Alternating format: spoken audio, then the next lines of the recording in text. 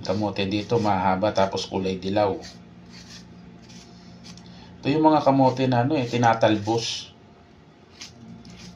Kaya lang mahal ang talbos ng kamote dito, bihira ka lang makakita. Tsaka mahal dito bagoong, alamang yan, mahal dito yung mga yan. Palibhasa tayo mga Pinoy kasi, sanay tayo kumain sa mga gulay-gulay, hinahanap-hanap natin.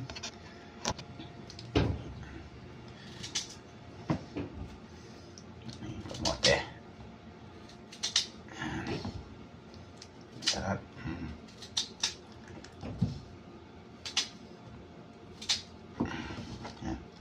So, ito na po ang aking inabraw. Tignan nyo, kakonti lang